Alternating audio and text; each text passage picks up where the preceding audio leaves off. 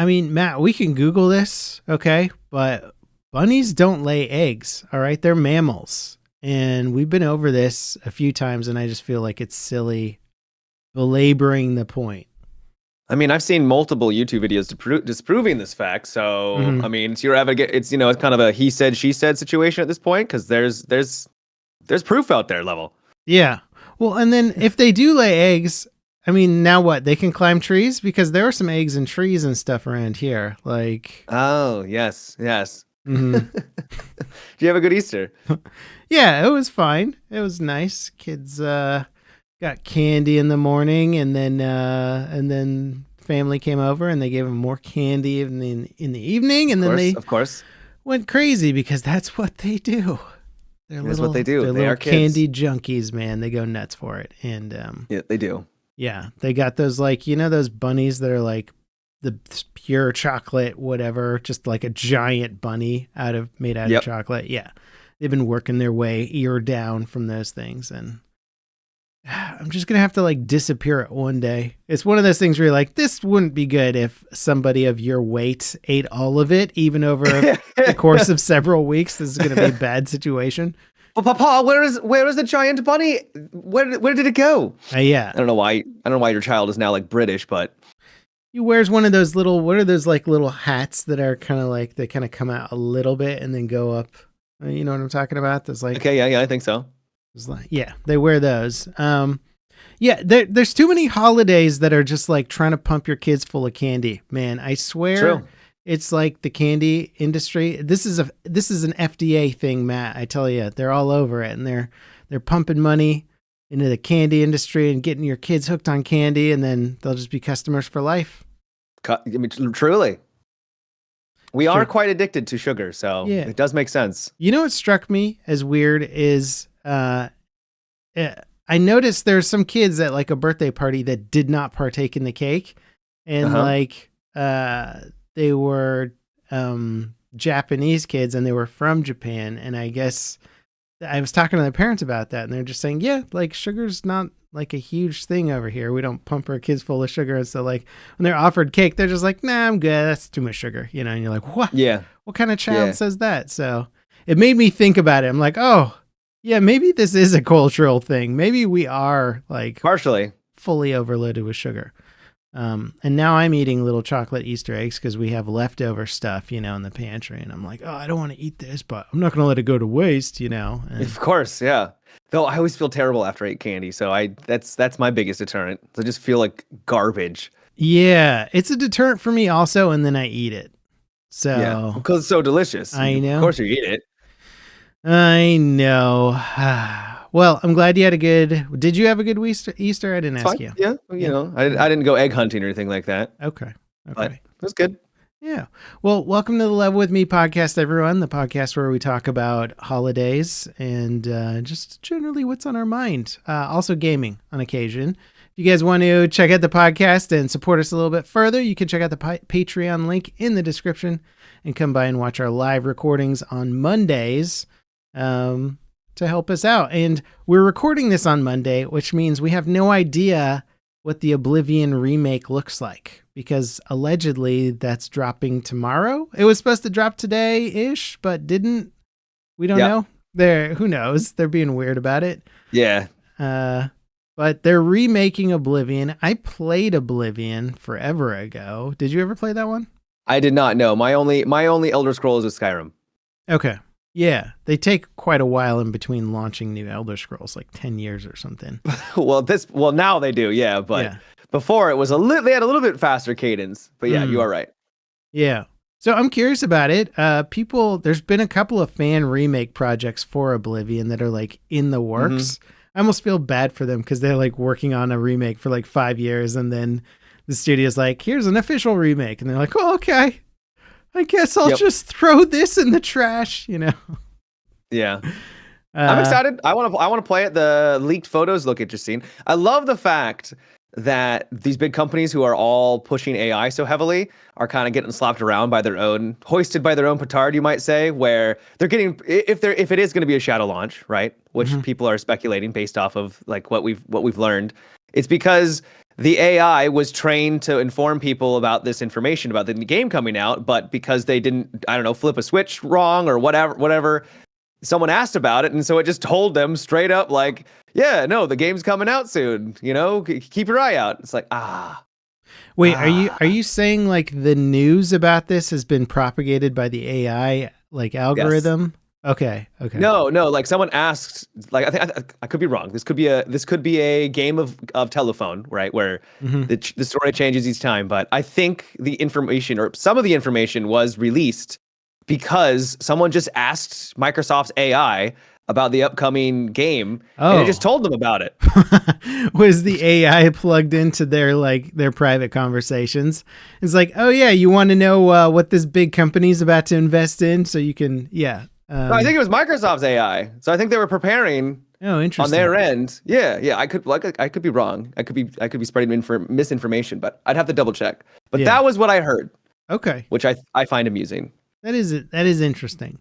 I'm all for remakes of old games. I like remakes where they can update some of the mechanics to a degree where you're not stuck in the land of like ancient button inputs or weird stuff that you're like, man, this was an old mechanic. It sucks that we can't get around that. So I'm a fan of them doing that, and especially with games that are like Oblivion is huge and has a deep story and like a massive world. Like it's a modern game in an old package for what it was. So like there shouldn't be any reason why an updated version of it doesn't feel like, we'll see how the gameplay feels. It's true. Because maybe I'm getting ahead of myself. I love Skyrim, but man, the combat and like it felt very floaty back, 20 years ago, whenever it was released. And so, yeah, we'll see how it feels for Oblivion all these years later too. Well, there's been like those little teases and those leaks about the new engine that they're working on for the next Elder Scrolls game. I wonder if they're using that engine in the remake. That'd be kind of cool. Could give them a nice test bed, Yeah. Get practice for the next Elder Scrolls 6. It sort of make a lot of sense too, is like, what are you going to remake? I mean, maybe this information's already out there, but like, what would you remake it in? If you may as well use your new engine, right? Rather than modifying some ancient old engine. Yeah. I have to look into it. Yeah. I'm kind of excited about it. I don't know why I get excited about remakes. I just like seeing the before and after comparison stuff. I'm like, oh man, that looks so much better. I just like assets, I like looking at finer crafted assets, upgraded, Well, you are a dev yourself now, so you can appreciate the finer things. Yeah, I can appreciate the work that goes into it. While people are still working on it before the AI take over everything, But Yep. You'll be like, okay, Chat GPT, create me a level. Yeah, make upgrade Oblivion so that it looks modern.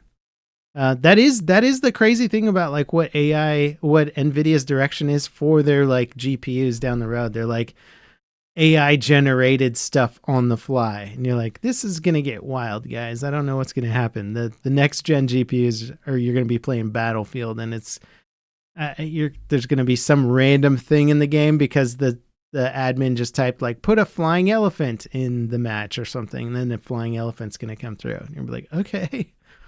But I think we're in store for that, man. We might be. Very well might be. I saw this post referencing AI. It was about, in the Avengers when Thanos snaps and people start to go misty, dust. Whoa. I haven't gotten to that part of the... Okay, well, there you go, dusty. Yeah, so it was a reference. I feel like this is pretty fair because it's like, it was everywhere. Yeah. There was so someone posted this clip of like their AI doing the same scene, right?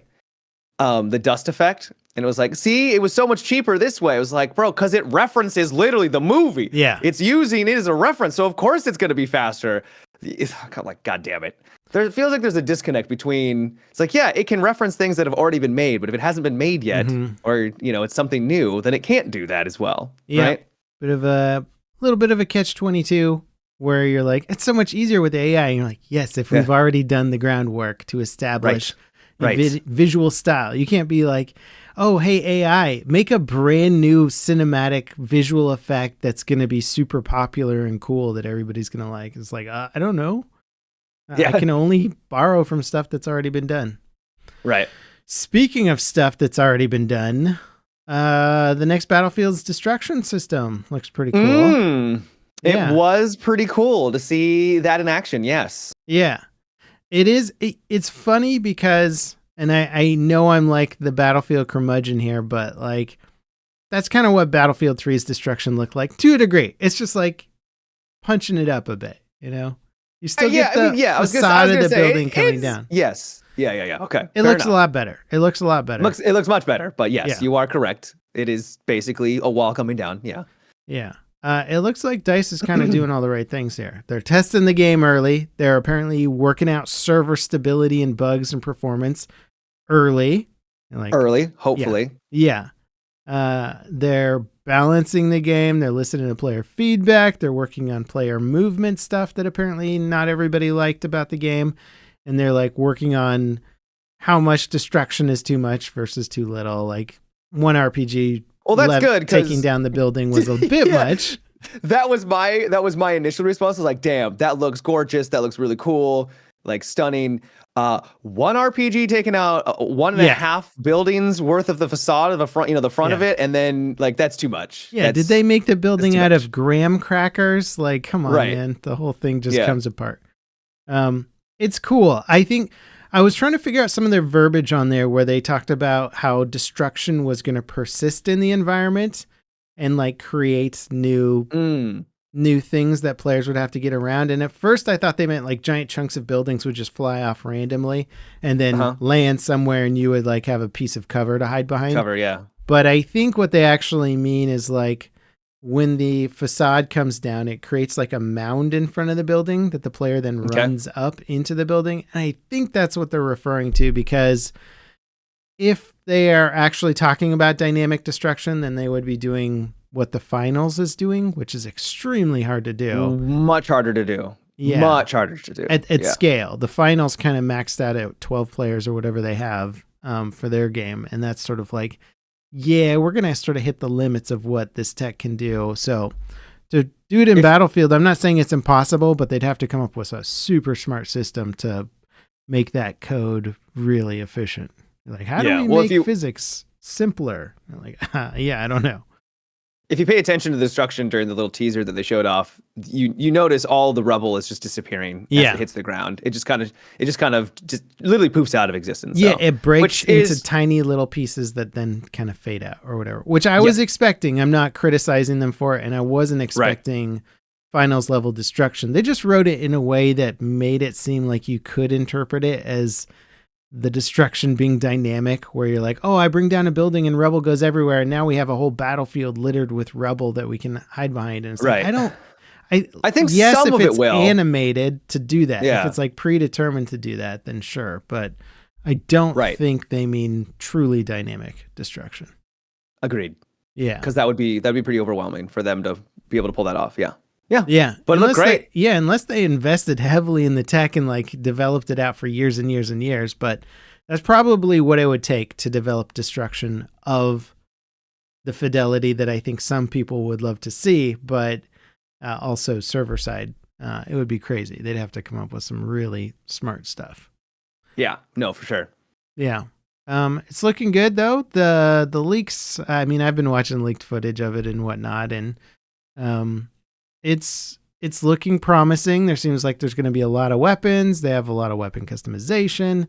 They data mined some new map images. They I heard there's some rumblings about the movement and skill-based matchmaking. You heard anything about that? Yeah. So people weren't liking the movement, but I'm not sure specifically on what it was. I think they just have a lot of predetermined animations that don't quite feel right yet. So they're dialing that in.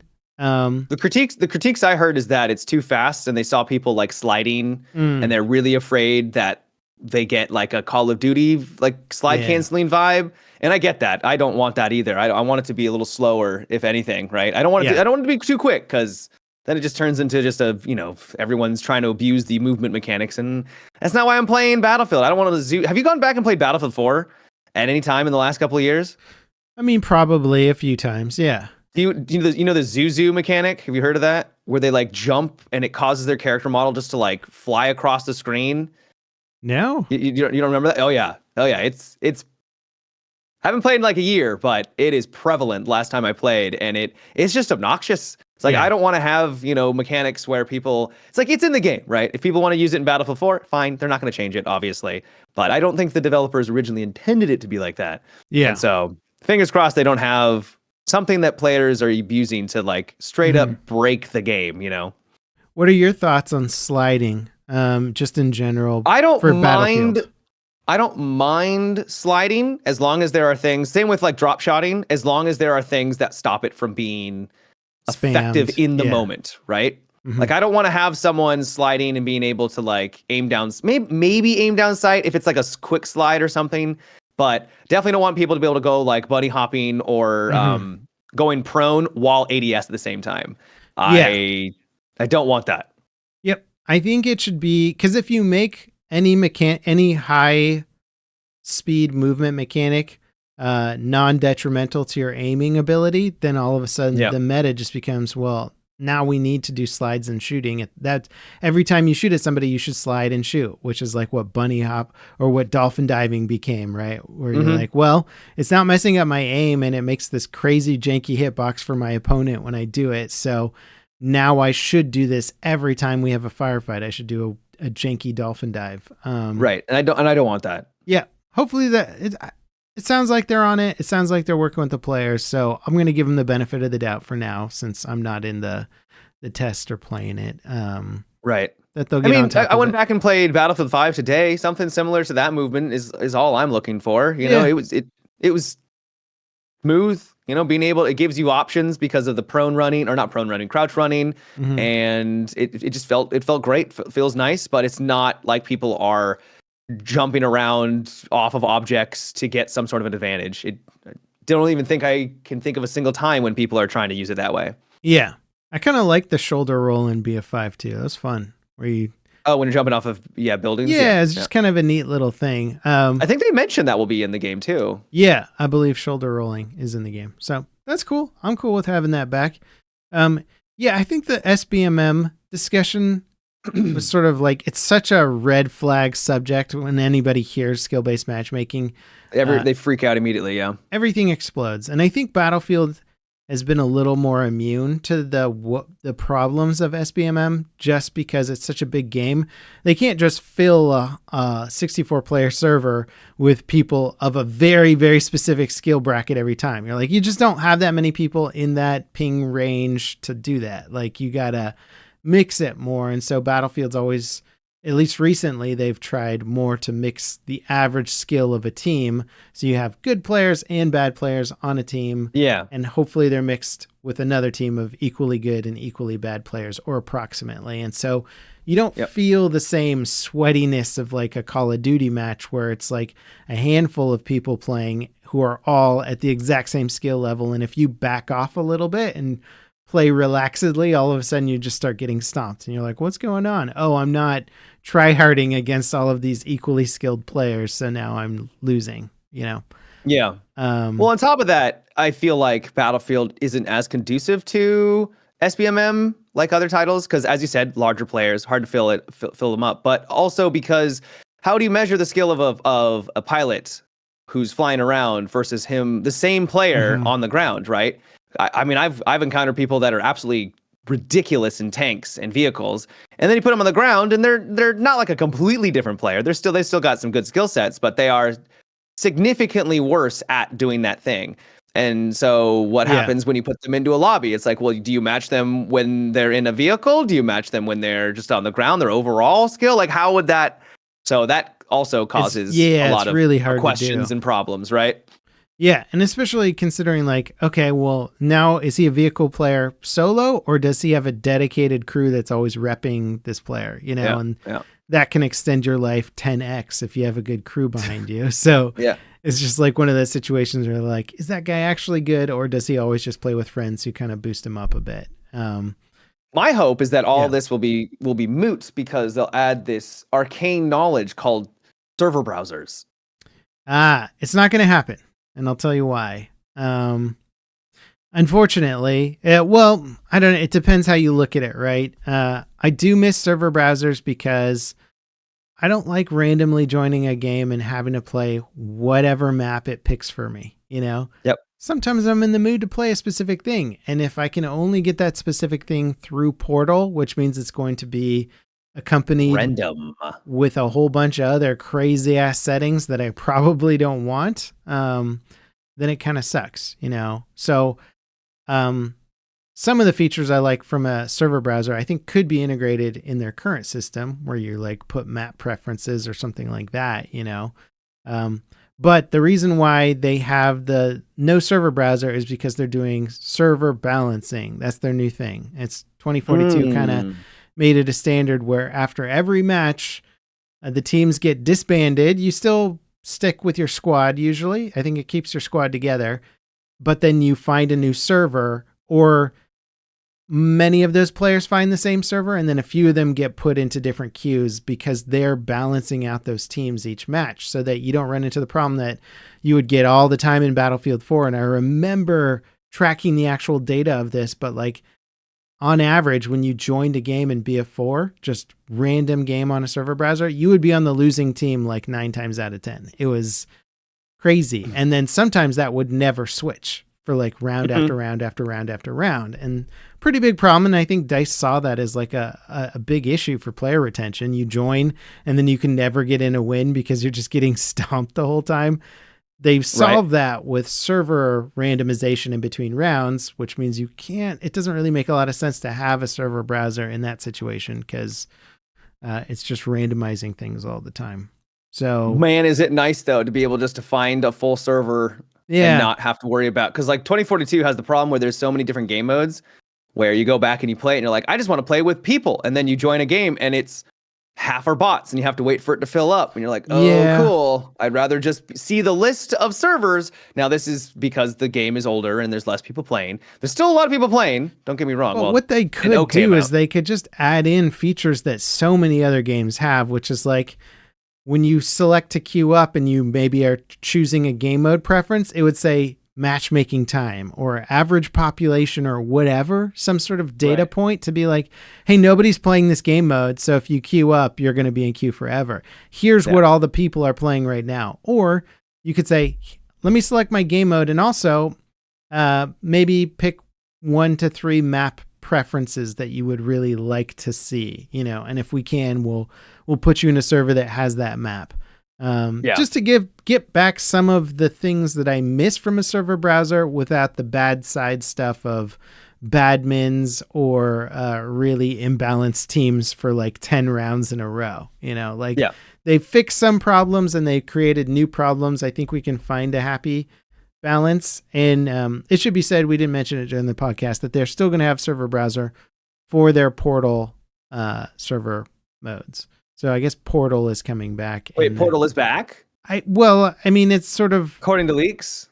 Yeah, according to leaks. Okay. So that's not verified, but it makes sense, right? That'd be pretty cool. Yeah, just like they invested a lot of time in that tech, and it was very undercooked when it came out. And still undercooked in my opinion, but yeah, the tools were not great. It was a bit undercooked. You could do some powerful stuff with it, but most people weren't because it was just awkward and weird. And anybody who wants to invest a ton of time in customizing a server is going to be playing like Minecraft or Roblox or something, you know? And they're like, and it also doesn't give you that much freedom either. You can't change assets. You can't move. You can't do anything to the map. You can't do like anything to the map. So if you think about it, kind of a big deal. The Portal trailer was kind of a lie for like what you were going to experience in it. But also they made it look cool where you're like, oh, it's defibrillators versus knife fight. And you're like, yeah, that's fun for like 30 seconds.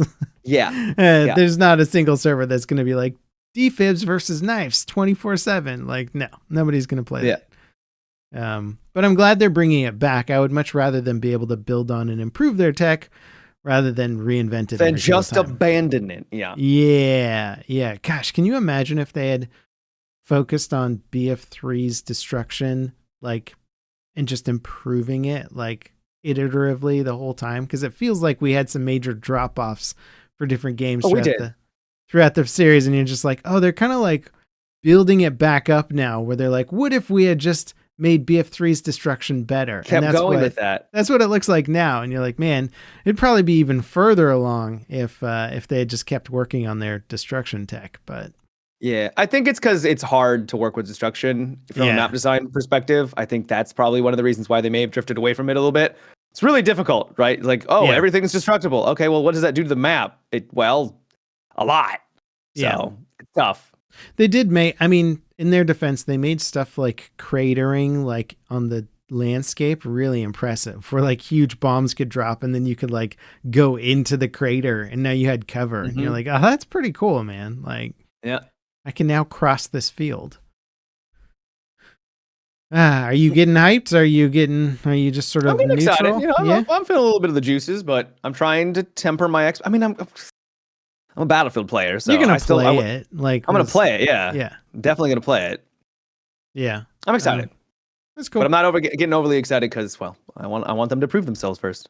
Yeah, and they haven't quite shown enough to be like mind blowing, right? Well, they haven't shown much at all. The leaks haven't shown enough to be like, oh my god, did you see that thing? Like the destruction is probably the highlight, and then the rest is like that looks competent. Like I'm excited, but I'd love to see the map with a full textured buildings and all the graphics working. And when the character's running through the map and it's just literally not textured at all. Yeah, very, very early on. So they've got a ways to go. But that's good, man. I mean, think about it. Most of the games we got were like, here's a like pre-alpha thing like a month before launch. And you're like, this is a disaster. Hope you guys can fix it in a month. And then like game drops and you're like, oh, it's still a disaster. Yeah, of course. So I think they're figuring out the disaster now and giving themselves some time. So fingers crossed, man. Fingers crossed. Mm-hmm. Speaking of games that kind of remind me of things I used to play. Yes. I played a game called Tempest Rising, which came out recently. Did you? Okay. Did you play it? I played the demo for it. I have not picked up the base game though. Okay. Yeah, base game dropped. Funny enough, I think they accidentally launched it at the wrong time, and then they were just like, well, it's our cat's out of the bag. Like, yeah. People are buying it, so we'll just leave it. I think they were trying to do an early access edition and they screwed it up and they just like made the main game launch. I feel kind of bad for the people that probably bought the deluxe edition for early access and then were like, oh, but everyone got it the same day. So thanks for the $10 extra. They probably refunded a bunch of those people, would be my guess. Yeah, no, that sucks. That's definitely like a checkbox or something that somebody screwed up. And they're like, oh, we screwed the whole marketing plan just because like Tim forgot to check this box over here. Perfect. But it could have also boosted their marketing a little bit because more people heard about it releasing at the same day, the same day. It's true. Like little oopsies. But now people are talking about it. Well, so what did you think? I'll talk about it. So first of all, Tempest Rising is an old school style RTS that is as close as one could get to a spiritual successor of Command and Conquer. And more specifically, Command and Conquer, the original, where you had Nod versus GDI. You remember those factions? I think so, but it's been a long time. Yeah. You had like Kane as the evil bad guy who always wore like black and red. And then GDI were sort of I don't know what they were. The good guys, They had Tim Curry. That's back when they did live action cutscenes. Yeah, was that wild? Yeah. So it was a game made by Westwood, a studio very famously that shut down under EA's leadership. And a lot of people have been pretty bitter ever since and asking for a proper Command & Conquer remake or reboot, rather, because Command & Conquer and Red Alert 2, that theme song, so iconic. So many people know Red Alert 2. Is just a slept on IP by EA. I guess it's not big enough for them to be interested in or whatever. So Rising Storm is basically a studio that was like, all right, if EA's not going to do it, we're going to do it. And it is, for better, for worse, it's Command and Conquer. Like all the mechanics of it, the stylings. Over the top story, very over the top weaponry and silliness where you're controlling kind of modern military high-tech vehicles that can do all kinds of crazy stuff. It's very, I forgot the RTS term, but when you have units that require you to activate their abilities a lot. Micro. Yeah, micro. Requires a lot of they're micro intensive units. Yeah. Yeah, so a lot of micro intensive gameplay stuff where you're not like making mega armies and like sending them at a base. You'll control 20 units or something and activate and deactivate their abilities at the correct times. But it was really fun. It's very nostalgic, and like all the missions are set up in the classic way where like a mission will be like you get like one sniper class that parachutes in, and then you have to sneak around and snipe the barrels that blow up the factory or something, and then like capture the units. And it's old school. It feels like playing Command and Conquer or StarCraft like from back in the day. And the graphics are great. It's using it's either UE5 or UE4, but it looks incredible. Top tier visuals, VFX, explosions, all that stuff.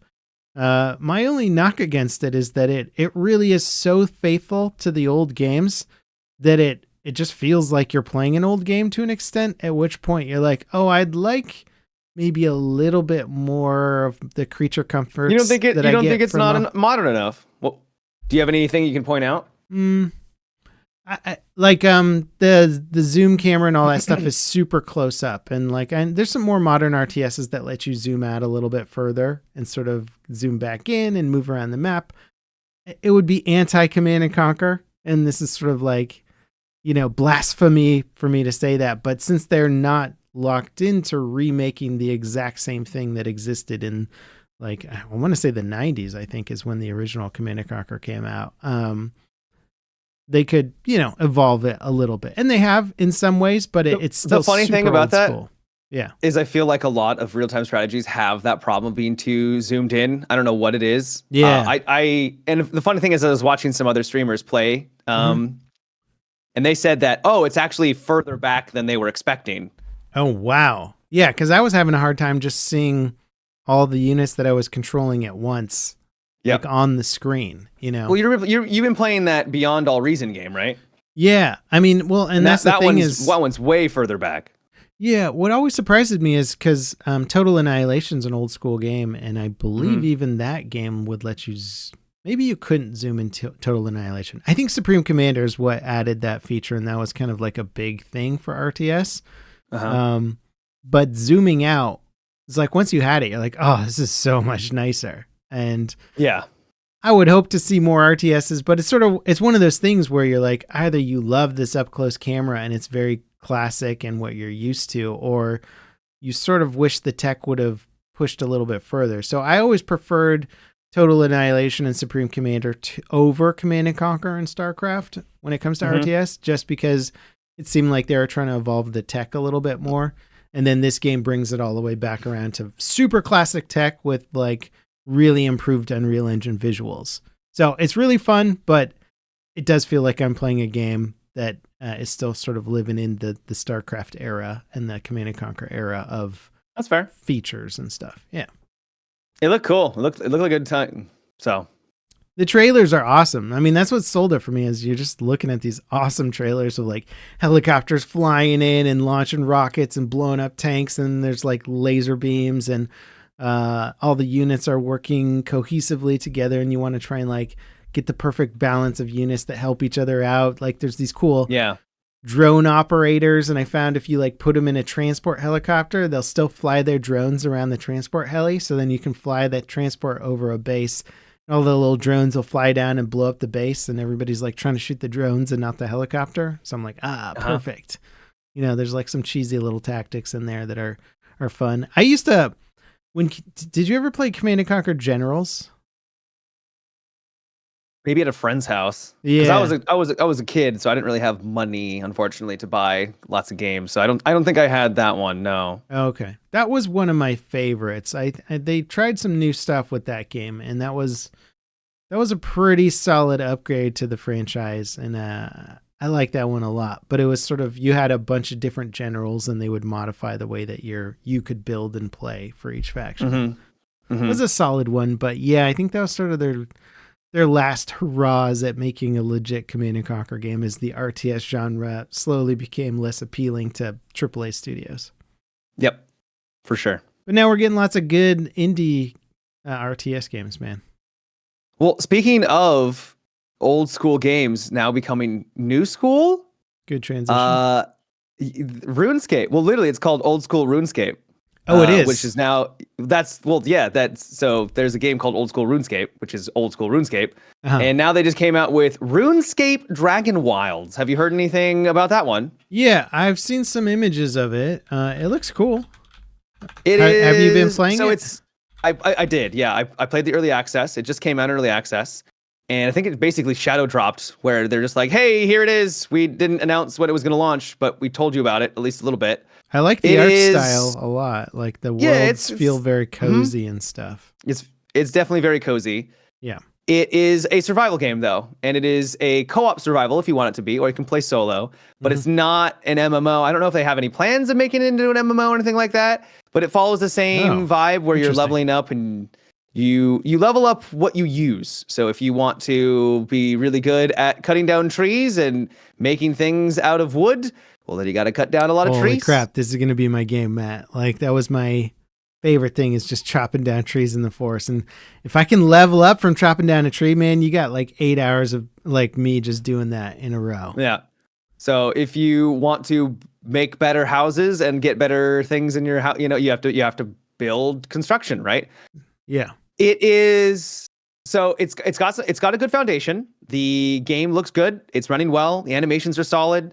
It's fairly basic with its combat. You only get a couple of combos, and there's a decent amount of weapons, so you can mix and match how you want to engage. But it is a basic survival game right now. Where it's not really doing anything all that different and that will like surprise you. There is a dragon, which is super cool, and it will constantly pester you the entire time while you're running around, which I thought was actually kind of neat. Yeah. Because you'll just be building your base and all of a sudden you'll hear, like, how does it pester you? So it will fly over and then it will just start spewing acid down upon you and your base. Stuff like that. Annoying, so it'll attack you. Actually, yeah. It can get a little annoying. Yeah, it does get a little annoying. It doesn't do any damage to your structure, at least not that I'm aware of. So you don't have to worry about that. You could basically just hide inside or run away and you'll be good. But they have mechanics like that where you will get attacked by goblins. Will show up and they'll try to raid your base. I think once you build your base large enough, they'll start doing that. It's interesting. Is the world procedurally generated or no? No. Okay. So people can play with you. You can do it co-op. Can they just, is it like hop in, hop out co-op where you think so? You could, yeah. Come help me build my base. What is not sure how it works. What's the objective in terms of then? Like the end objective? Well, the objective at the beginning is to kill the dragon. That's like, that's like the main goal, which I did. And then I effectively, thank you. I effectively beat the early access, which took me about 14 hours around there. Okay. Maybe less. So it wasn't that long. There was a couple of things I could have done, like side quests and stuff.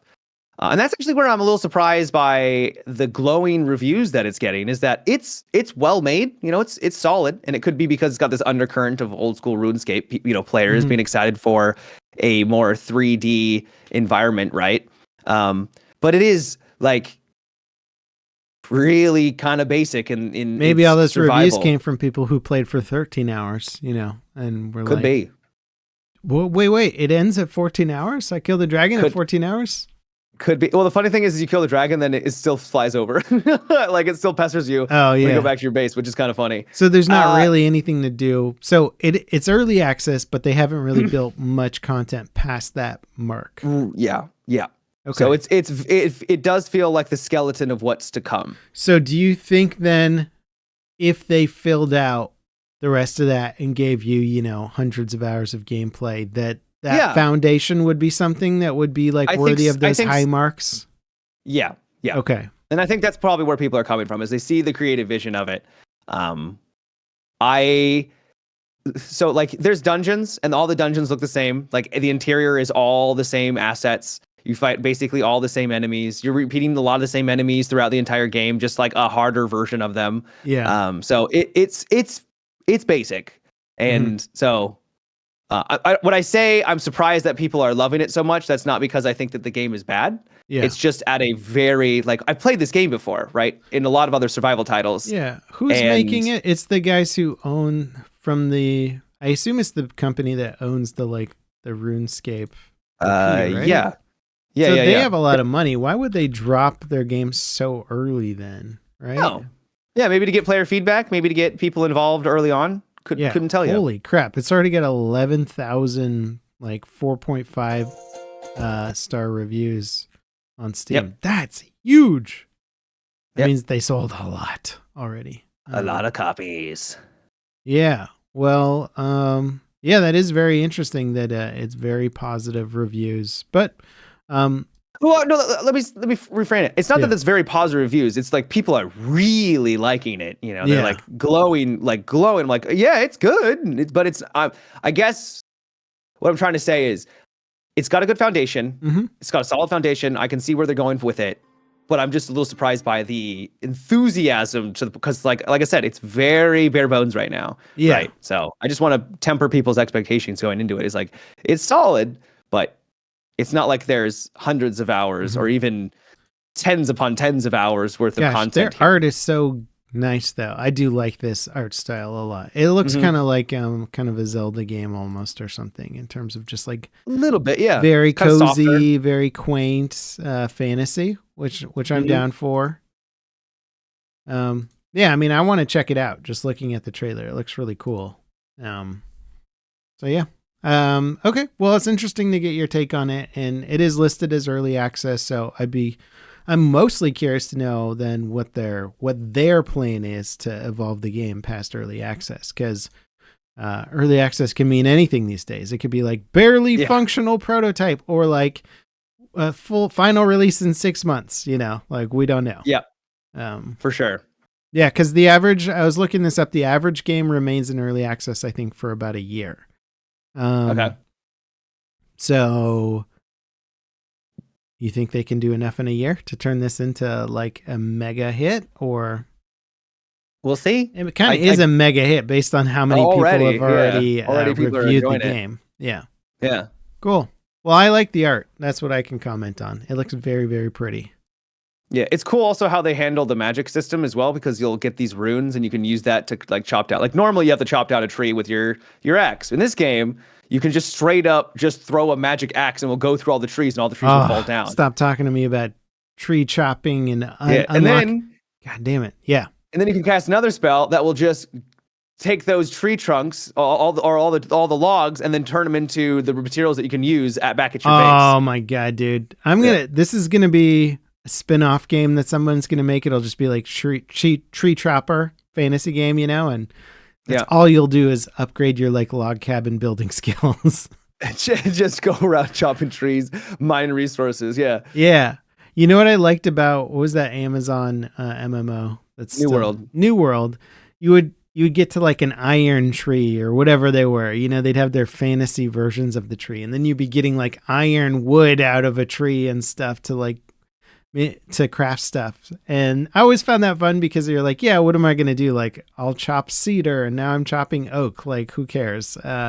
But they're like, no, it's fantasy trees. So you've got the iron tree. I don't know what they upgraded to. Adamantium tree. Yeah, you've got the glowing crystal tree now. You can get crystals out of this tree. I like that. It always made me chuckle. But also, I spent so much time in that game just chopping trees, man.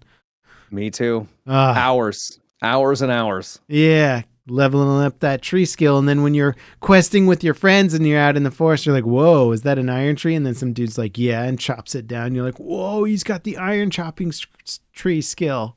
It's crazy, man. His chopping skills are so high. It is fun. All right. I need to stop thinking about tree chopping games because it's making me too excited. Another early access game that I played. Yeah. No Room in Hell 2. You hear about that one? No. Did it get terrible even launch. more crowded than the first? It was terrible at launch. Made by the same guys that make Chivalry, so you'd think like, oh, they got some experience, right? Yeah. And really, really rough launch. They had one map. So the premise of the game is you are a person. You have a character who has like a perk. They go in, like let's say that they're chef, right? So they're really good at using knives or sharp objects, and it's a zombie game. Clarify, it's a zombie game. Okay. They can chop down limbs easier than another character. So you're thrusted into a map that is filled with zombies everywhere, and it is your job to get to an objective. There's objectives around the map. Complete those objectives, and eventually it will lead to the final objective where you and everyone else that was dropped on this map can then hopefully extract and escape from this hell. Okay. Right? Now, so sort of a zombie co-op extraction-y type. Yeah, and it extracts. Yeah, for sure. And the twist on it is that when your character dies, they lose all of the perks that they've accumulated and everything that was on them, and you have to start over with a new character. And so you level up these characters sort of like Hunt Showdown, where if you are successfully able to extract and survive, you'll get a character that becomes stronger and stronger and stronger. They'll be able to heal faster, carry more loot, what have you, to make it easier for you to survive in these environments. Which is a cool premise, right? I like that risk reward kind of gives you a little bit of cool tension. In a PvE game too, where the environment is actually challenging, so you're like really trying to keep your character alive and stuff. I like that idea a lot. Now, the reason why I said the launch was rough is server instability was terrible. Zombies were lagging everywhere. You'd get hit out of nowhere by a zombie that wasn't even next to you, kind of a thing. It was bad, right? Like you could see where it was trying to go with it, but like it was too much lag and problems in that respect. Now, had a chance to play it 6 hours, and I kind of want to play more because there's something about it that is fun. Guess how many times I beat and completed one of the maps with a character? Take a guess. It's a wild guess. 0? 0. Yeah. I never extracted with a character. But you like it. So hard. Yeah. Well, yeah, it's fun because I want to I don't know, maybe I'm just masochistic. I don't know, but it's so goddamn hard when you're having to rely on other players who are also maybe new, right? Figuring out what you're supposed to do, everyone. So it doesn't drop you together in the same location. So you have to kind of, you're scattered around the map. That is hard. And then your teammates could be dead before you even get to them. And that's exactly what happens is that you'll be taking your time and you'll be trying to figure out where you should go. You can do which cool is that there's little side places that you can go to get loot, and you can kind of do little side objectives to, gather up and get resources so that when you do meet up with players, you're a little bit more, you've got a weapon and whatnot. But 10 minutes in, you look at how many people are alive, and there's 4 people dead already out of I don't know, maybe 12 total. I can't remember the exact amount. Oh wow! So co-op, but with up to 12 people. I can't remember the exact amount, but it's a decent size. You can have a lot of people, and so on the one hand, that makes it interesting because you can have so many people interacting with you and doing these objectives. But it also means that if people start dying at the beginning, and you've got a character that you've successfully extracted and leveled up, and now you're by yourself, it is almost impossible to complete some of these missions. Oh my God. The game, so now when you think of a zombie game and you clear out a building, right? You're doing it stealthily, maybe you're even using a suppressed weapon. You're oh, I should be able to clear this out and then be able to gather resources at my own leisure, right? Because I didn't make any noise. The game never stops spawning zombies around you. They will constantly keep coming. So you'll clear out what you thought is the room and then turn around, there's 2 more zombies. You'll kill those guys, you'll turn around, there's 2 more zombies. And so it just never gives you a breather. Hard? I think, well, that's the thing is because it's balanced around having maybe 10 people, right? Yeah. If everyone's alive, 10 people working together, that's a lot of resources. Now 2 people can guard the room while the other 2 loot it or whatever. Yeah. Exactly. Or, train the zombies around and then the other person is, exactly. Yeah. So if you're working together, it's probably really fun and engaging and it's, difficult, but you're rewarded for that. But if you're with randoms and they're all dying and then it's just you and maybe one other person. Yeah, that sucks. I can see that, that being really frustrating. Yeah. It seems sort of like having people spawn out away from each other could be a thing that makes it too challenging or maybe pair people up or something, just to give the randos a little bit. Because ideally you want the game to escalate the challenge as the match progresses, right? You want it to start off fairly easy, a slip up might get you killed, but for the most part, you want most people to be able to kind of meet up and start working together. But yeah, if you don't even get to that part and you've lost half your team, you're all right, good luck, guys. Well, because even if you take it slow and you're by yourself at the end, and it's just like, well, I tried winning and I almost extracted by myself, but some of these objectives literally require you to like hold an object and it makes you slow, or like press a hold a button, and because the zombies never stop, they literally never stop. Yeah. So it should, like you're trying to hold a button, try you and physically cannot adapt complete a it. little bit to how many people are left or something, right? Because, and maybe it does, maybe, but yeah. So I could be bad, 6 hours and no extraction for me. It could be that I'm just bad and I got to step up my game. The fact that you want to to get back into it after that means they've found a fun little bit of magic there. Like, yeah, there's something about zombie games. I don't know what it is. I just love zombie titles because fun just smacking zombies.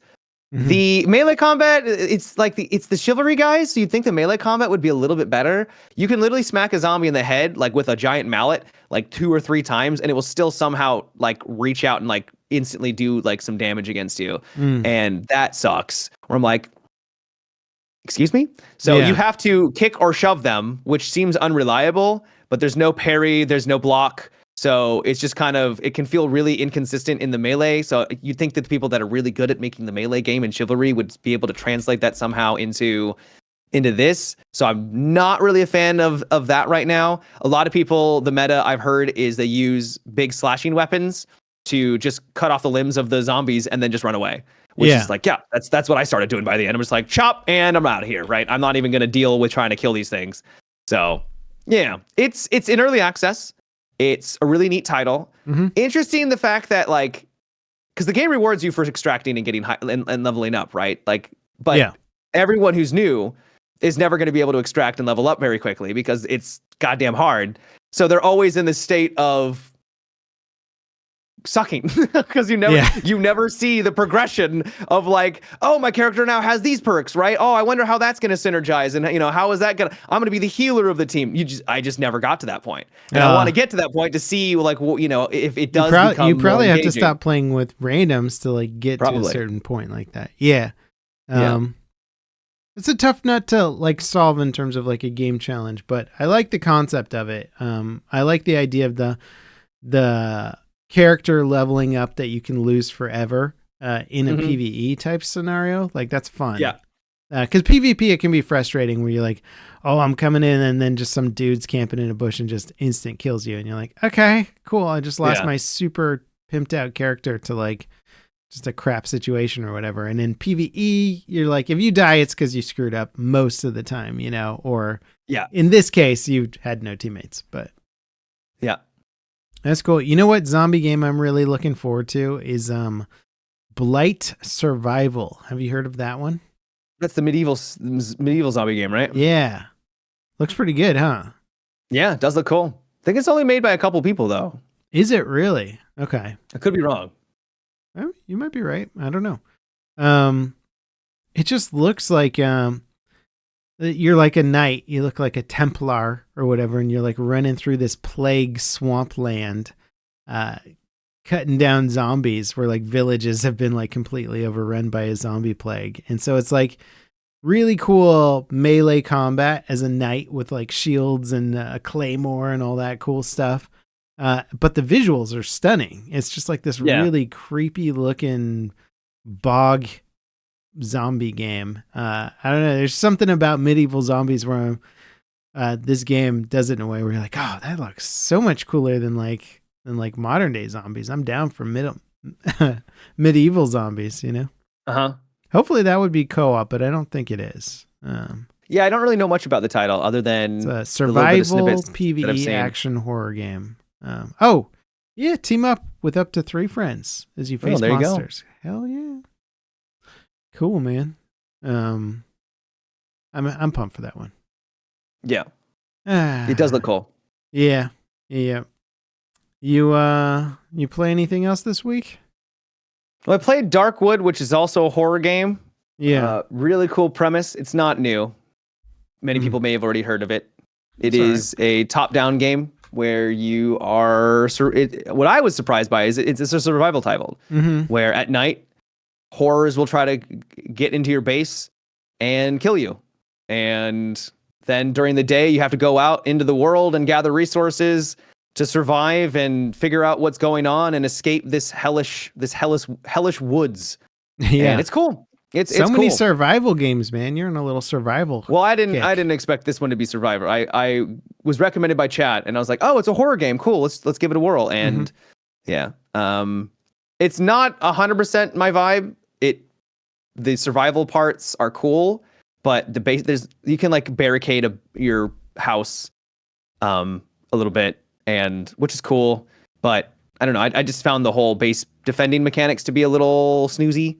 Okay. So and there's a lot of running around, which I found to be a little repetitive. So it's a great game, but I don't know if I'll be playing the entire thing because I heard it's like 30, 40 hours. And I was like, oh my God, this is a lot. Yeah. So, it's funny. It comes back to that old thing of like, a game could be better if it was shorter, where you're just like, you know what? Rather than dragging out your kind of mundane mechanics for 30 hours, maybe just make it a nice 8-hour game. And it's not mundane because like, holy crap, there are some super cool, spooky moments where I'm like, oh, dude, this is great. I'm getting chills up and down my body. The whole reason why you play horror, right, is for those moments, and they excel.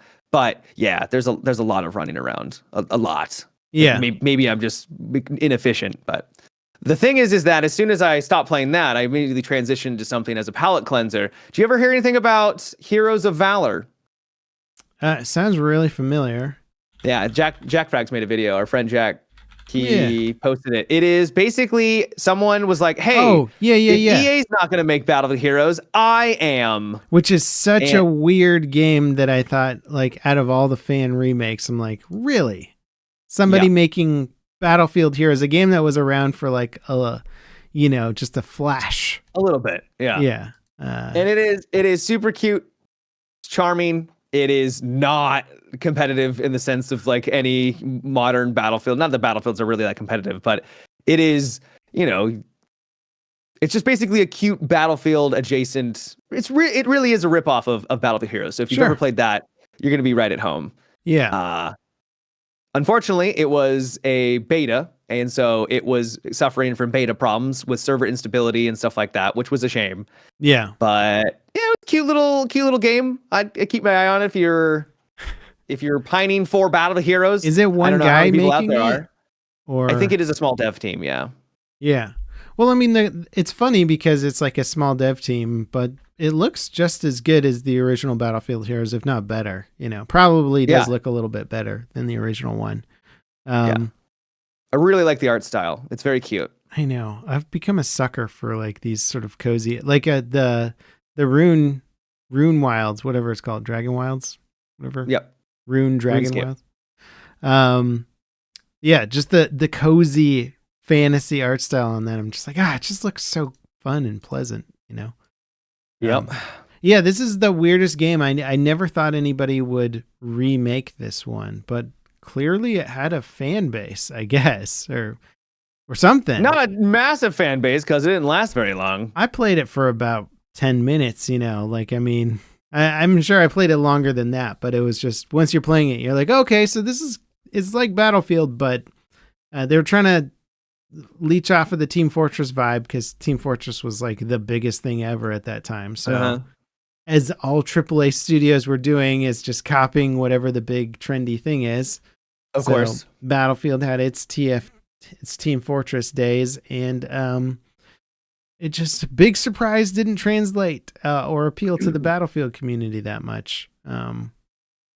But I do like the look of it. It doesn't play like Battlefield at all. It's got I think that's kind of the problem, is they didn't bring over enough of the classic Battlefield gameplay. They brought over the meme stuff, but like not the actual gameplay, right? Because it's third person shooting like a Lewis gun, but you can't like ADS half of the time, I think. Like ADSing wasn't like a big part of it, if I remember correctly. So it's just a very casual way to play a shooter game. And so you got this whole hardcore shooter, not even hardcore, but more serious shooter crowd. And you're like, look at this thing. And you're like, I'd be down to play a more casual Battlefield, but at least give me the mechanics of a Battlefield game, Yeah. Well, in Heroes of Valor, there is classes. They've got a medic. There's a like rocket guy who can take out tanks. And then there's a recon. So they've got a little bit of classes, but it's straight up like when you're playing as the Rocket Man, he can put a shield on himself and absorb damage. and then he can activate ability, which causes all of his stuff to have a faster rate of fire and reload, and heals him for every damage or every round you hit against an enemy, right? So it's definitely going for a more arcadey vibe. It's not Battlefield, it's Battlefield adjacent. Yeah. Well, also it's Heroes of Valor. It's not Battlefield at all. Yes. Right? But we know where it got its inspiration from. Yeah. Well, that's neat to see that it's somebody's doing that. I always like small teams that are like putting out some impressive work too. Like that makes me happy.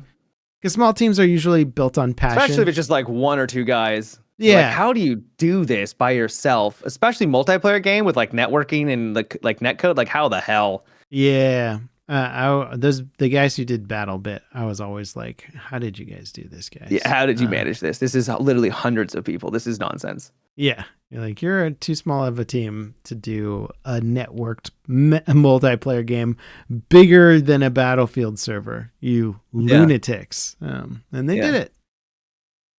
It's pretty. One thing I thought, Marathon, we talked about how Marathon's going to be having a playtest. Yeah. They've now revealed that it will be a playtest that is available to everybody. Or not everybody, but you'll be able to like stream it and you'll be able to showcase gameplay. So the critique that people had of like, could be two things. Could be people like, you're not confident in your game. Like it's coming out, it's coming out in a while, but it's this year. Not that long. Yeah. September. Not that long. Right? So like, why are you being so hush hush about it? So I think that may have played a role. And then the other point I was going to make is I can't remember that point because apparently I have the memory of a goldfish. So yeah, it's cool that they're actually showing it off. Well, and maybe this is related to what you wanted to say, but after we talked about our impressions of Marathon last week, it seemed like the general consensus that I've now been reading amongst a lot of reviews and videos talking about it is that they're like, we actually like the gameplay quite a bit. Like the gameplay was fun. I think that was the point I was going to get to. Showing the game off, letting people actually see it in action. Yeah. So that would make sense to stream it. Where if they're like, hey, that trailer, our gameplay trailer or whatever didn't get you guys pumped. So let's let the streamer show it off. And if they're having fun, that'll sell the game better than we ever could. Because that ultimately an extraction shooter is mostly sold by the streaming crowd these days anyway, right? It can't help. Yeah. Yeah. So that makes sense. And hopefully the gameplay holds up there. I've seen, it's funny, it's very divisive because I've seen a lot of people that are like so pumped for Marathon. And then other people that are just like, I don't get it. Like, it's just another extraction shooter. It's just kind of that divide. But I will say, even like a lot of the like more professionally written journalistic articles and reviews about it were like, man, it's fun to play. But also, I don't know if it's going to be a big game because they're entering this saturated market with a competent game. But I mean, competent isn't enough to steal away the extraction shooter crowd. You got to be like so much better, right? Especially if you're asking an entry fee and you're like, oh, your game's really got to like knock people's socks off.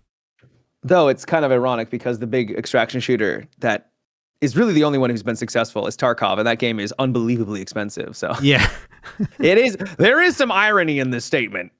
That is fair. It's weird that some of the big extraction shooters have those fees, but then the battle royales don't have fees, and there's still a lot of similarities between the games. But I'm all for people monetizing however they can. I don't want to see Bungie evaporate because they're like such a legacy studio that you're like, we need a Bungie in the world, and I don't want them to die on Marathon if that is their fate. I would rather it be a good game that everybody likes. I just see it and I go, oh shit.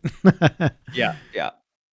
I hope this isn't as, you were talking about like the environments that they're showing off. And that is the weirdest thing about the environments that they have shown off is like, they've got this like early 2000s era style, like environmental fog that they used to use to like just occlude stuff that was too far away because the computers weren't powerful enough to render long distance sight lines. Yeah. Everybody hated it. It looked awful. And as soon as any game extended the sight lines further, you're like, oh, it's beautiful. It's gorgeous. It looks like real life, And then Marathon's like bringing it back and you're like, oh, I don't want to go back.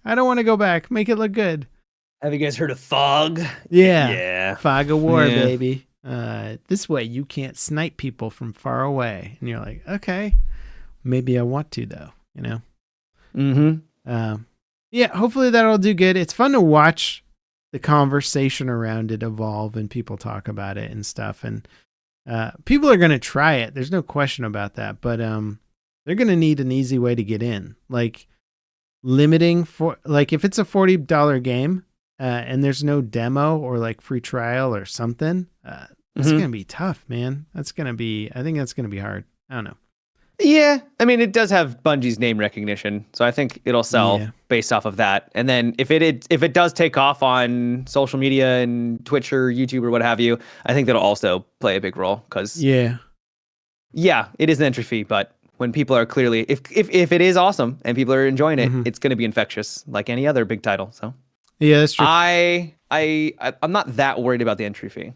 You know what? And also, I need to stop underestimating the amount of money that Sony and Bungie can throw at this. It's something I've learned talking to devs in the industry and stuff. They're like, yeah, so you can just basically muscle your way into a Steam success if you just throw enough marketing dollars at it. Like it will just get it high enough up there. So it just depends what your marketing budget is. Obviously, you want to be able to do as much of that naturally as possible and generate the hype. But if you can't get to your numbers, then these agencies can just throw money at it. And it just translates into popularity. So Sony can throw enough money at this to keep this as like a top streamed game for quite a while. You know, you pay the right streamers, pay the right content creators, throw enough ads out on YouTube and ad agencies and all that stuff. And like, you can make sure that everybody knows about Marathon and is thinking about it. But it'll come down to the gameplay at the end of the day, right? Yep. I'm excited. Yeah. Cool. I did finish Severance season 2, a little late to the game, but liked it a lot. It was good.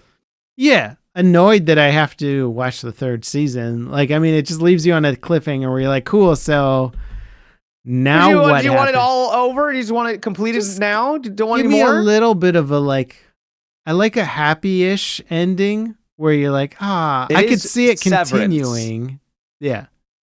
I love the art style of it. Yeah. I can't get over the cinematography of it. It's just so fun. And like how many different ways can they shoot a hallway? Because that's 90% of the show is hallways. But the camera guys figure out new ways. Yep. They light them. They do all kinds of fun stuff. And you're like, oh, that's a cool without shot. Spoiling anything, because it's a big spoiler. Did you, after the retreat, did you see the twist coming? The retreat. Did you pick up on it? Yeah, the retreat. No, I didn't. Oh, yeah. I did actually. I mentioned it, but I mentioned it, but also they did it so subtly that I was like, that could be a thing. Yeah. So I mentioned it to Natalie while I was watching, and then we didn't really think about it too much because I was like, it probably isn't a thing now. It could be. That'd be fun. That'd be a fun plot twist. And then that happened. So that was a fun angle. They didn't play with it enough. I thought they could have played with it a little bit more. Like maybe reveal it to the audience and then play with the concept more, as opposed to the reveal happens at the very end of it. And then you're like, okay, well now that sequence is over. But it was cool. I love their attention to detail because that's how you pick up on it. Things like that, right? They really focus. What I was so impressed by is from last season to this season, there's a scene where if you stitch them together when they're going down the elevator, it matches perfectly with the previous season. It's like you didn't need to have this line up flawlessly, but you did. And so, I mean, congrats, right? Like that's awesome. It's basically just like you're the only ones and a small few people know that that's lined up. But, you know, cool, good work. And that's just kind of, it permeates throughout the entire show. Yeah. I could see if I had more time on my hands, I'd be like one of those dudes on Reddit, like theory crafting and matching up scenes. It's definitely one of those shows where you're like, there's enough lore and like world building here that makes you want to know more about it. Like the environment is so bizarre. It's I mean, for anyone who's not familiar with Severance, it's like the concept of it. Do they give away how it works in like the very first season? I think in the very first episode. Is it a spoiler to reveal the main concept of the show? I don't think it's it's a spoiler, but it's literally what the show is about. So Okay. I don't think it's too bad to say what the show is about. Yeah, it's like, there's a company in the future, even though everything looks like it's made in the 70s, but we still have cell phones. It's this weird, like, alternate. It's weird. Future. Very weird. Yeah, it's hard to know exactly what era we're in, but it feels like an alternate history version of present day or something. Yeah. And there's this company that is kind of run by a cult to a degree called Lumen. And their history is wild and they're super weird. And they've developed a technology that lets you separate your mind, your brain, your memories, everything, who you are, and create like another persona within yourself that you can then switch between on command. And these two personas are unaware of each other completely. So if we put a chip in your head, Matt, and flipped it on and said, okay, you're streamer Matt now. And then streamer Matt's playing his games, having fun. And then you finish streaming and you flip the switch and then you're back to your normal life. You would have no idea about what streamer Matt does. Correct. Or anything like that. And so they play with that concept masterfully throughout the show. Yeah. It's it's all about work. Idea. It's about people not having to go to work, essentially. So you go to work, and then they go down an elevator, and then it switches to their work self, their innie, because they're inside work. And then they work, they do their stuff, and then they go out, and then it goes to their outie. Yeah, I love that they don't blink. They just call them innies and outies. Yeah, and that's just the term they use, and it's not a joke, even though it sounds like a joke. But yeah. So it is such a cool concept about like what it means to be you, right? And they play with that the entire show. I honestly thought, because this usually what happens with shows that have such fun concepts is they burn out after their first season, where they're like, we did all the cool ideas that we had. And then second season comes around and they're like, I don't know, just more of the first season. But Severance delivered, I thought, with the second season. Like, there's definitely a little bit of episodes that felt a little slower in pacing, but I thought the backstory was always fascinating and just weird. And so every character in the show is kind of weird in a way. And totally. They nail the cult-esque feeling of it all in such a fun way, where you're just like, and the color palette for the whole show is just like grays to a degree, where it's just like, we're out in this frozen city area and it's just like snow and like cold. Cold. And most of it's at night for whatever reason. And you're just this really reduced color palette that's kind of depressing in itself. But would you sever yourself? No, that would be awful. It'd be awful, yeah. Because a lot of people that are getting, that's kind of a spoiler. Anyways, the idea of like you a big part of your day is work, right? Yeah. And then just to be like, nah, like work can suck. Work can absolutely suck. And I realize we're very privileged in what we do is like, pretty awesome, right? So very, very privileged in that respect. But even then, you want just some to be downtime. like, no, yeah. Like, you still want to be like existing, right? Like, that's a huge part of your day just to be like, nah. Well, I don't also even it kind of makes happened. you who you are, right? So like, I would imagine all these outies who are like not having any of that experience from their workday, like that's just all deleted. It's like, what'd you do today? Oh, I don't remember. What's going through your head? Did you have any time to think about things? You're just like, no, you just lose all of that. The characters in the show are interesting because you're like, who would want to be an outie? And the people that have like issues or problems, things that they're trying to run away from. And so they're like, if I could just have 8 hours a day where I don't have to have this problem, that'd be great. The problem with that concept though, is that like, from their perspective, they just go into an elevator and then come out of an elevator. So you're just sort of, it's just weird. It doesn't make a lot of sense to want to do it. I can think of very few situations wanting to do it. It's a fantastic show and you should watch it. if you're looking for something different. Yeah. Now, speaking of something different, and dare I steal a phrase of Matimio's, but movie of the year contender for me. Ooh. Yeah, not game of the year, but movie of the year contender for me is Mickey 17. Have you heard of that? Really? Because it didn't do very well. Reviewers are out of their minds. It's fantastic. Also, it did okay. It did fine. I think, right? Really? Well, I mean, it's like on streaming services now. I thought like you can. It's okay. I mean, it reviewed well. Like it's 77 and 73, so it's not like it you know, was did it panned, bomb in the box office? I don't think it did very good in the box office. That's Okay. more of what I was referring to. Okay. Yeah. Well, it's the same. I don't remember his name, but the Korean director who did Parasite and a bunch of other stuff. He did this, and it feels very much in his style. Mm-hmm.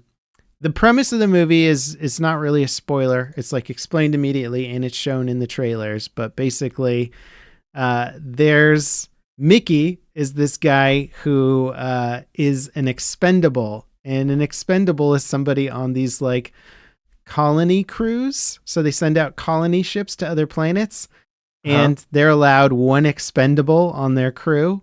And the expendable is somebody who they basically download his biological makeup and memory into like a chip. And then he can go out and die on a dangerous mission. And then they'll just literally print out a new version of him. And then he'll be like, oh, dang, that sucked that I died from the thing. But it is wild. The whole movie is wild. And what's so interesting about it is that you would think that the movie would just fully rely on that single premise to be interesting, right? Because it's a very fun concept and you can do a lot with that. But they take it so much further. Like it's a full-on sci-fi movie of like dealing with aliens and colonizing planets and all this other stuff. And you're like, whoa, they didn't have to take it to all this stuff, but they did. It's like a space epic almost. That's cool. With a fun, simple premise. And I can't recommend it enough. I think it's like fantastic. And what's his face from our favorite movies, the vampire movies? Twilight, Robert Pattinson. Yeah. So good in this, man. You couldn't make enough Robert Pattinson clones, you know, like you could just keep adding Robert Pattinson clones to a movie and he's a good actor. Better. Yeah. And his character's fun too. He's sort of like kind of like a little bit of a Weasley character to a degree where he's not like your strong protagonist. A typical type. Badass. Yeah. Yeah. Yeah. He's kind of like this guy that just dies a lot. And you're like, oh yeah, I guess that's not like really a heroic quality, no, you know? No, it's not. So there's a lot. Do you think Robert Pattinson is ever going to not be known as the Twilight guy? Like, bro has been making banger after banger after banger, and people are like, oh, it's the Twilight guy. I know, he's been like, Batman, and I'm still like, he's that vampire dude. Can we maybe give him a little bit of a bone, you know? Give him a little bit of a... Hey, man, he made so much money on Twilight. It's got to be just buckets of money. Oh, I'm aware, but like, damn, for someone who is such a good actor to now just be that's where people refer to him as. Yeah, it's gotta sting a little bit for him. Oh, I think he's doing fine. I think he's fine. No, he's an incredible actor, and the cast of Mickey 17 is insane. Like, I think that director can cast whoever he wants because he did Parasite and won Best Picture or whatever, so now he can just cast anybody, and he got like this just banger cast, and so it's just fun, man. The whole time through I was like, this movie's awesome, like just thinking that, like, I'll have to from see start to finish. Is it streaming, or is it you have to like rent it? You can rent it right now. Okay. Which I recommend doing for anyone who has the means to drop a little bit of cash. As somebody who appreciates the cinema and wants talented directors to be able to spend, $100 million or more on a big sci-fi production. Yeah. I want to support movies like this. I want more. Yeah, I'm surprised that it's not like a 10 out of 10, to be honest. I think maybe the sci-fi stuff isn't for everybody, so that could be it. There's some people that just are like not up for something that's completely fictional. I need it to be, if I'm doing sci-fi, it needs to be grounded on Earth and more relatable as opposed to like out in space and whatever. But yeah, I don't know. I thought it was solid. I thought it was solid all the way through. No, very little critiques other than Mark Ruffalo's in it. And I like Mark Ruffalo, but I didn't care for the way he did his character in the movie. And he's supposed to be an annoying character. But if you've seen Poor Things, which is that super weird movie, he's in that. And his character feels very adjacent to his character in Poor Things. And I had enough of that character in Poor Things. And then we get more of it in this. And I'm like, okay. I think this is just like Mark Ruffalo getting cast in weird roles, and he only knows how to do it in one way. And I don't like his weird character. It's very off-putting and hard to be around. And so that's the only thing I didn't like about the movie was Mark Ruffalo's character. But other than that, he's supposed to be annoying and weird and obnoxious. And you're like, yeah, you knocked it out of the park. I can't stand you. Did a great job. I can't stand you, dude. Congratulations. Mission successful. Yeah. Which is like, it's almost not a critique against the film. It's more just like, yeah, they tried to make it a guy really annoying, and he was really annoying. Solid though. It's up there on my movie of the year contender list. But I'm also a sucker for sci-fi, so I'm biased, right? I like a good sci-fi. You are movie. A bit. Yeah, you're literally making a sci-fi game. Yeah, I know, right? I like spaceships and I like sci-fi, and this movie had spaceships and it had both. Yeah, so it's a 10 out of 10. But yeah, watch that as soon as possible. That's my recommendation before somebody like ruins too much of it. Yeah. Although there's a lot of narrative elements, it would be hard to summarize the plot of that film succinctly. Yeah, yeah. And that's what surprised me the most, was just that it wasn't like a clear point A to point B plot. You're like, nah, they do all kinds of stuff in this movie. It gets wild. It's an epic almost. I guess it's based on a book. And I'm curious about the book now. It's like one of those movies where you're like, I'm going to learn more about the backstory on everything. Nice. Yeah. What do you think about the premise, though? Do you like the idea of a clonable person that you could just... it's horrible. It's awful.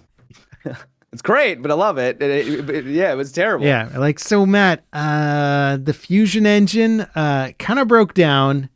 The thing is, I'm gonna need you to get in there. Yeah. You might die, but we'll There's bring it back. a lot of radiation coming off of it, so we'll bring it back. So yeah.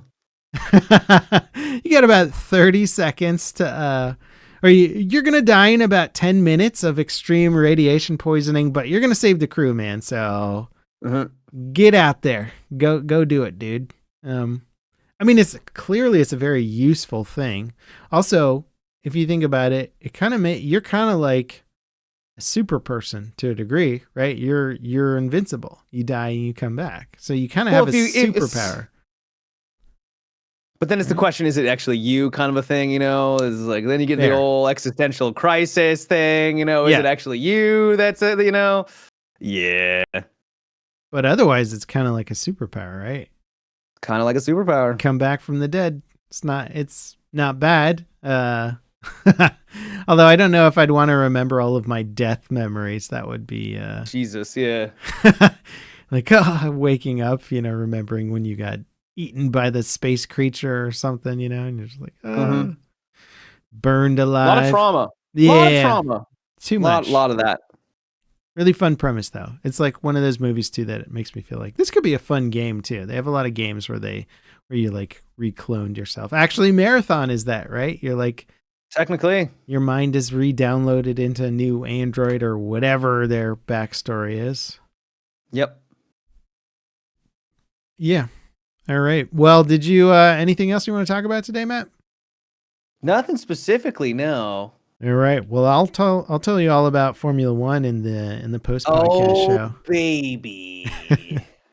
Well, thank you all for dropping by for the podcast. We appreciate you all very much. If you enjoyed, do all that liking and subscribing, and check out our Patreon link if you want to. Matt is going to drop you some incredibly important advice today. Take it away, Matt. Yeah, I was prepared for this one. All right, so like it's deer Easter. in headlights. Lot of candy out there. Don't eat too much candy. Come on now, be responsible. Have a nibble here and there, but don't go too crazy, okay?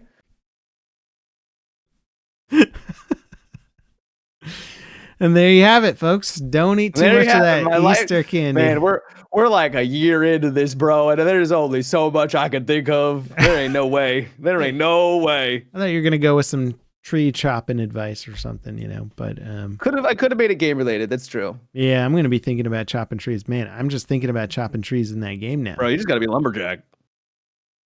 Yeah, I wonder. I'm gonna literally Google after this podcast, like tree chopping simulator, and just see what's out there. I just want to know. There's probably something. You're gonna be streaming it tonight, hitting the big views on tree chopping sim. You know it. All right, everybody. Thanks for watching, and we'll catch you next time. Bye-bye. Take care.